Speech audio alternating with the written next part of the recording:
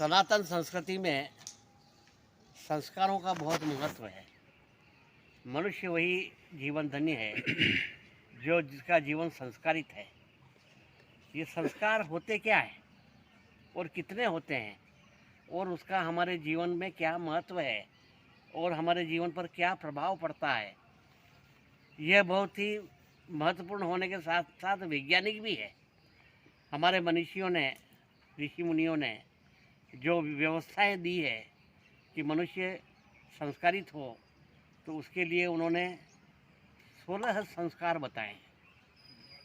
4 संस्कार तो मनुष्य के जन्म से पूर्व ही हो जाते हैं।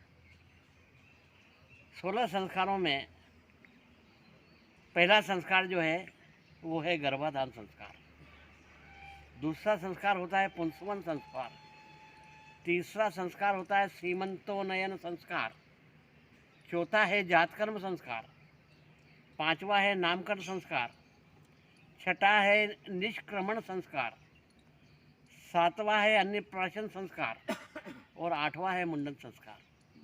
नौवां होता है विद्यारंभ संस्कार। 10वां कर्णवेद संस्कार। 11वां यज्ञोपवीत संस्कार। 12वां वेदारंभ संस्कार।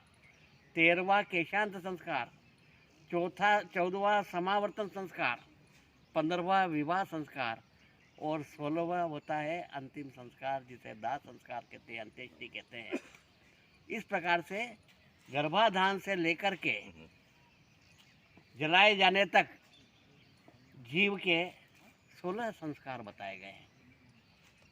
हर एक संस्कार बहुत ही महत्वपूर्ण और वैज्ञानिक है और इन संस्कारों का उस जीव के साथ में पालन किया जाए तो वही व्यक्ति का जीवन संस्कारित माना गया है। सबसे पहला जो संस्कार है वो पहला संस्कार जो गर्भाधान संस्कार है वो जीव का सबसे महत्वपूर्ण संस्कार है और उसी से उसकी दशा और दिशा जीवन की निर्धारित होती है कि उसका गर्भाधान किस तरह से हुआ है। विवाह के उपरांत मनुष्य धर्मयुक्त संतान पैदा करे तो यह ऋषि ऋण होता है। मनुष्य के जीव पर 4 तरह के ऋण होते हैं: मातृ ऋण, पितृ ऋण, गुरु ऋण और ऋषि ऋण। ऋषि ऋण यही है कि जिस प्रकार हमारे पिता ने हमें इस पृथ्वी पर पैदा किया है, आने के लिए उत्पन्न किया है, गर्भाधान हमारा किया है और हमको संतान के रूप में पैदा किया है, हम उस ऋण को चुकाएं और हम भी आगे वापस इस सृष्टि को बढ़ाएं और संतानोत्पत्ति करें। तो यह एक धर्म है और यह काम वासना की पूर्ति के लिए नहीं है, इंद्रिय सुख के लिए नहीं है। गर्भाधान एक ऐसी क्रिया है कि जो बहुत ही सोच समझ के करनी चाहिए। कब करनी चाहिए, कहाँ करनी चाहिए, कैसे करनी चाहिए, उसके लिए हमारे शास्त्रों सभी व्यवस्थाएं दी गई है। मनुष्य को समय, परिस्थिति, देश, काल, नक्षत्र, इन सबों का ध्यान रख कर के ही सहवास स्त्री के साथ में करना चाहिए। कौन कौन नक्षत्रों में सहवास नहीं किया जाए, ग्रहण के समय नहीं किया जाए, मंगलवार, शनिवार और गुरुवार के दिन नहीं किया जाए। स्त्री जब रजस्वला होती है उसकी 4 रात्रि में, उसके बाद में जब तक अगले समय तक वो रजस्वला नहीं होती तब तक स्त्री सहवास नहीं किया जाए और उसके बाद में किस समय किया जाए, ये सभी चीज़ें शास्त्रों में लिखी है। उसके बाद में किसके साथ किया जाए, सिर्फ अपनी धर्म पत्नी के साथ ही यदि मनुष्य सहवास करता है तो उसकी संतान धर्मयुक्त होती है, उसका जीवन सफल होता है, वो न तो नरक में जाता है और न ही उसकी अपकीर्ति होती है, न ही उसका अपयश होता है, न दरिद्रता आती है, न वो पागल होता है, न मूर्ख होता है। सभी चीज़ें इसके ऊपर आश्रित रहती है कि उसका गर्भाधान किस तरह से हुआ है। मनुष्य एक बार अपनी पत्नी से संसर्ग करता है तो उसके अंदर से इतने जीवाणु निकलते हैं कि एक बार में पूरा मध्य प्रदेश पैदा हो जाए।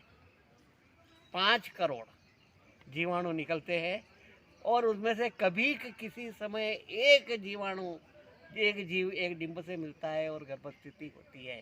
तो ये बहुत ही भाग्य से मनुष्य जन्म मिलता है और जीव गर्भ धारण करता है। और उसके बाद में आप यदि अपनी पत्नी के साथ में सहवास करके संतान उत्पन्न नहीं करें और कहीं आप भटक गए या आपकी पत्नी भटक गई तो पूरा आपके वंश का समूल नाश हो जाएगा। इसके लिए गीता में बहुत ही विस्तृत रूप से बताया गया है कि वर्ण संकर कितने घातक होते हैं और अंत में नरक में ले जाते हैं।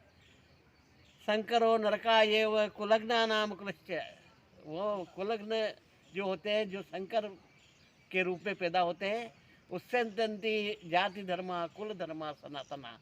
यदि वह वर्ण संकर है और यदि मान लो कोई वाणिक है और यदि उसने किसी विश्वकर्मा सुतार के साथ में कर दिया तो उसका पुत्र जो पैदा होकर के दुकान और व्यापार तो नहीं करेगा और लकड़ी की गाड़ियाँ बनाने लग जाएगा, क्योंकि वो तो पिता तो उसका वो है।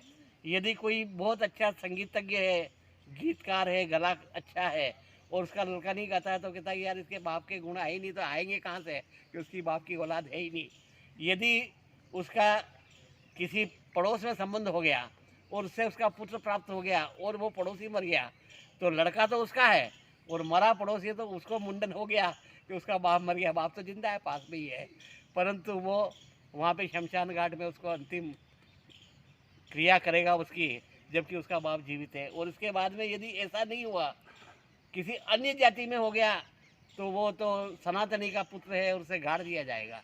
तो इसलिए ये सभी सोच समझ कर ग्रह तिथि वार नक्षत्र सभी का ध्यान रख करके समय स्थिति अनुकूल और किसके साथ किया जाए किसके साथ नहीं किया जाए, इसके लिए पूरी व्यवस्थाएं हैं। और बहुत बड़ा विषय है, बहुत कम समय में उसे नहीं बताया जा सकता है।